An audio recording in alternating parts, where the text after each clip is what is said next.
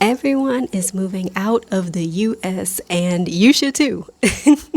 Okay, no, this is not propaganda.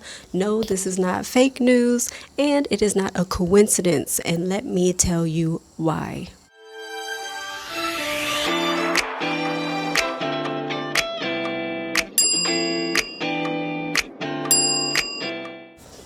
Shalom, family, and welcome back to the channel. And if you are new here, welcome. My name is Ashley. And if you don't know, back in 2023, me and my mom moved from the US to Ghana by the calling of the Most High. And now we are co-founders of a business that helps other African diasporans who the Most High is calling repatriate to Ghana with ease. And so if you are new, welcome. Please feel free to subscribe. And whether you are new or you are returning, please feel free to like, share the content, and then also comment in the comment section below. All right, and so I'm going to talk today about why Americans are leaving the U.S. at record numbers, right? And so recently we were having a consultation with someone, and the topic was discussed about how sometimes our people, we don't move unless it's literally the ninth hour, right? We kind of move sometimes at the last of the last minute. we were laughing about that and how sometimes, yes, that's absolutely true. And so I want to discuss kind of some trends that I've been seeing and share with you some articles about what's going on and how I find it very, very interesting. And if it is something that you guys are not aware of, please let's be aware. Let's be aware of our surroundings because so much is going on a world stage right now, right? And so first, let me start by talking about the TSA. Right? The TSA at the airports. And I think a lot of us, if we're travelers, we're kind of reminiscent of what's going on with TSA right now in the airports and how they've been laid off or, furloughed. I think the majority of them have been furloughed. And then with the government partial shutdown, they have been going without pay. And that is what has been happening. But I found this article that on top of that, right, the White House is proposing to cut more than 9,400 workers from the TSA. More than 9,400. They're proposing to cut them, not furlough them, just fire them. Okay, they're proposing to cut more than 9,400 workers and just over 1.5 billion with a B dollars from the TSA. This is Trump's proposal, right? Requiring smaller airports to use private security. And so as we all know, since TSA was affected by the government shutdown, TSA is a federal entity, right? But because of this proposal by Trump that he wants to cut more than 9,400 workers, government workers, and replace them with private security firms and individuals, I find this article very, very interesting. So this article came out earlier in this month in April, right? And so subsequently, and a lot of you guys probably know where I'm going with this, TSA has been furloughed. I think that's the current status right now, right? Trump wants to cut more than 9,400 of them and replace them with private individuals. After that, shortly after, and I think we all remember, they started deploying ICE agents in the airport. And the way that it has been going, and I believe that is absolutely deliberate, there's no coincidence there, that they're cutting TSA and they're slowly but surely replacing them with ICE agents. This is problematic, right? Because we know how things are going with ICE. We know how they have been treating not only immigrants, but also, there have been us mixed in. There's not only been immigrants, but there's also been citizens. And it now is getting to the point where it doesn't really matter, whether you're an undocumented immigrant or not, right? ICE has just been patrolling the streets, stopping whoever they deem fit, right? If they believe that you are an undocumented immigrant or not. And it can either go one of two ways, right? You kind of don't really know. And so now they're placing ICE agents inside of the airports. Okay, and so I have another article here that says ICE has so far, because they're already in the airports, they're in the airports now, in case you haven't known, right? They have arrested more than 800 people after tips from U.S. airport security agencies. And so not only are they in the airports, they're active. They are very, very active. And if you think that it's going to become more easier to travel, you're wrong.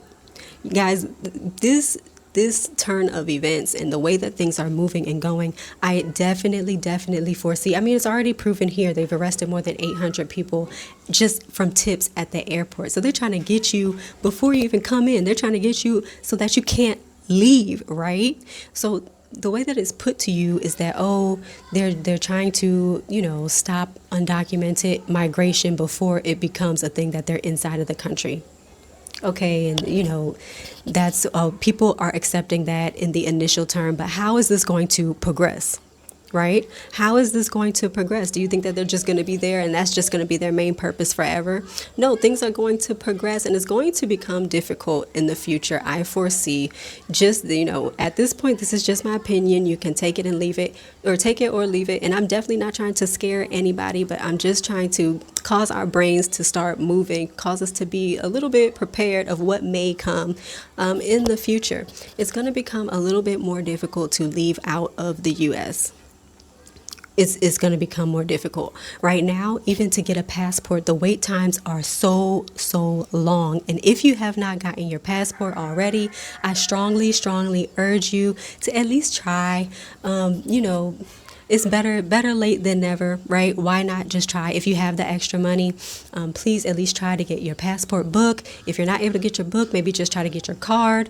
And maybe Mexico or Canada can be available to you, right? But because passport wait times are now becoming so extended, right? They're making things slowly but surely more difficult to kind of leave out of the space. And so ICE is now in the airports, and I foresee that they will start to hassle people, whether you're coming in or whether you're leaving. Just whoever they see and they deem fit that this person, they don't seem right. Let me stop them. Let me hassle them. And so now you're dealing with ICE at the airport. If you don't normally carry your social security card, which everybody doesn't carry their social security card when they travel. If you don't normally carry your birth certificate, like now these are certain documents that you have to start bringing with you because these people are now at the airports before you travel so that you can prove yourself, if you are a citizen, to be a citizen of the U.S. No matter if you're coming in or going out, wherever, because they're there.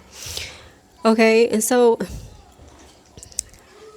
that's what's going on that aspect. I want to move on to another article because I said initially that Americans are leaving out of the U.S. at record numbers.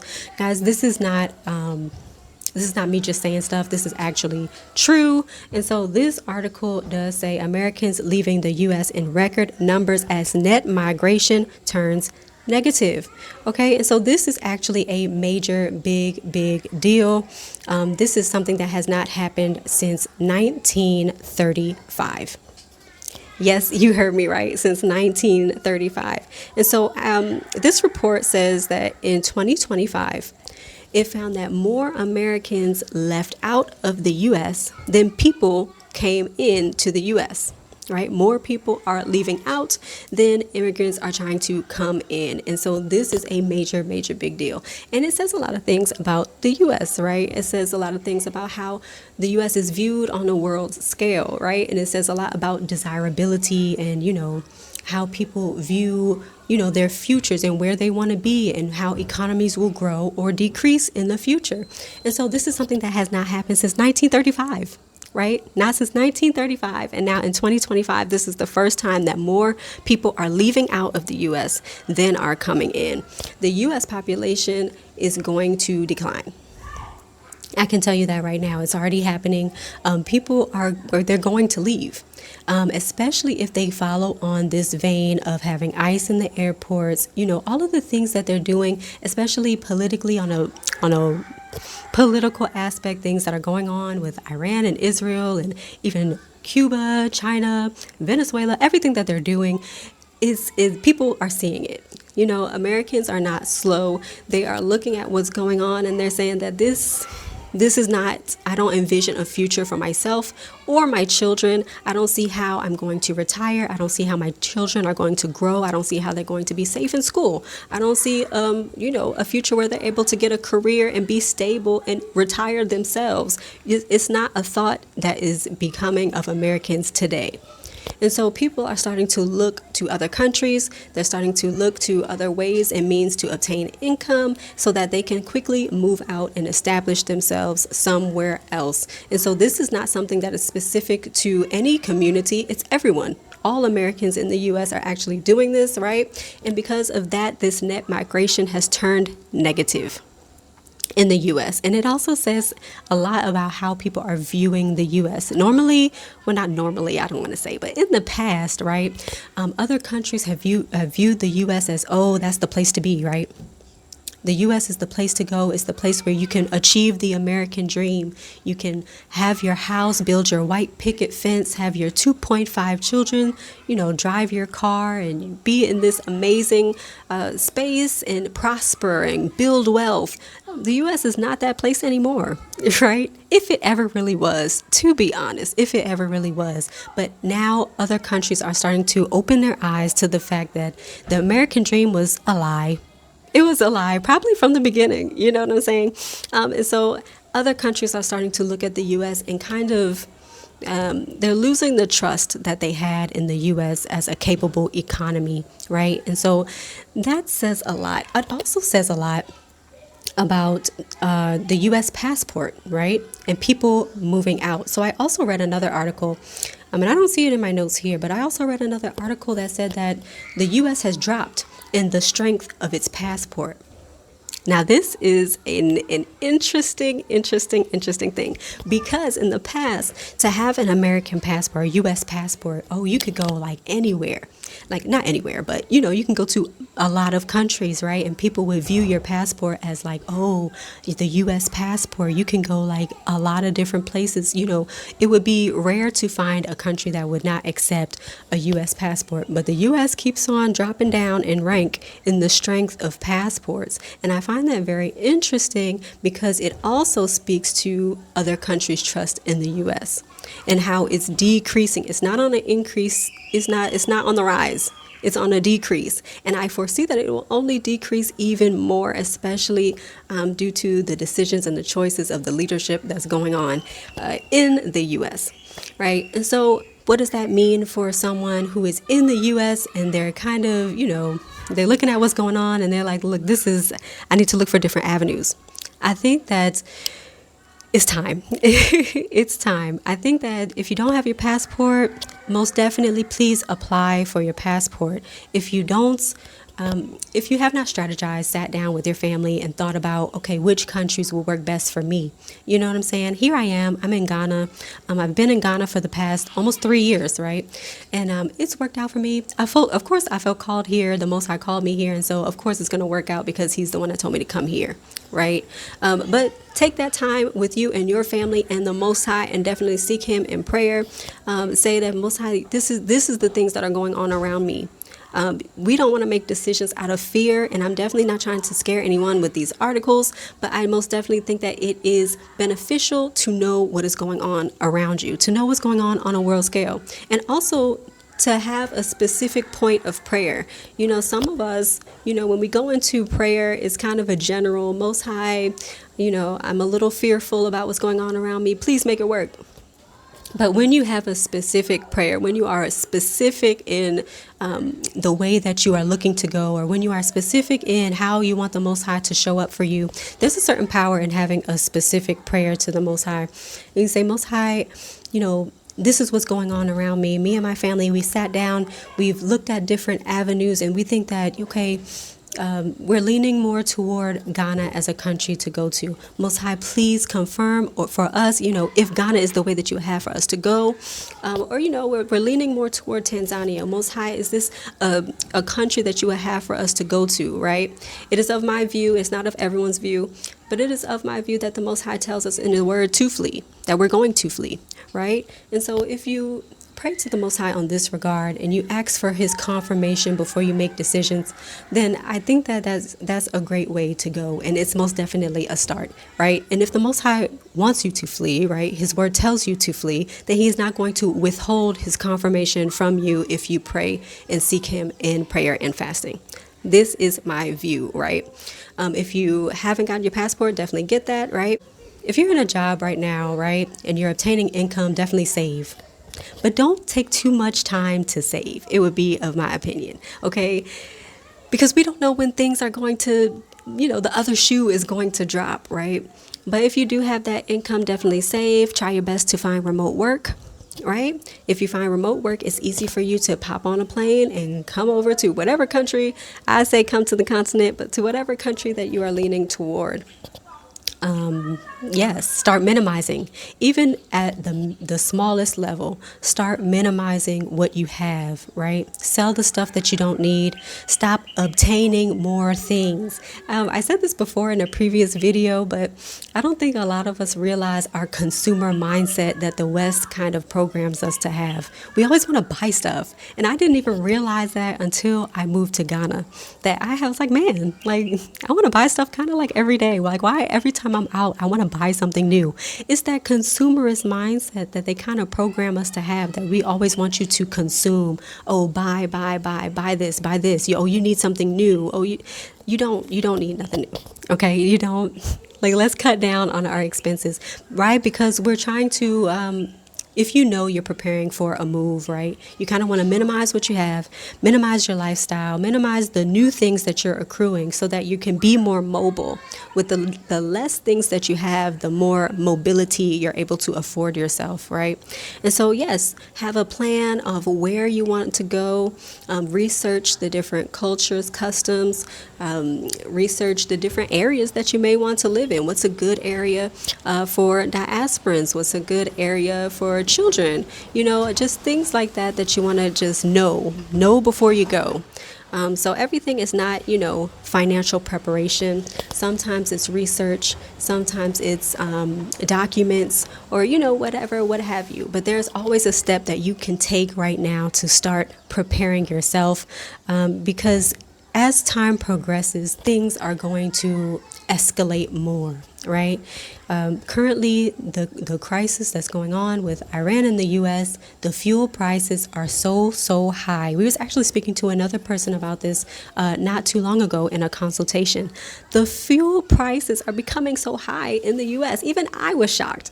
I remember one time, and I say this all the time, and Mom laughs at me, but there was a time that I had a Ford Fiesta when I was in the U.S., okay? There was a time I went to the gas station on empty, and I filled up my gas tank for $12.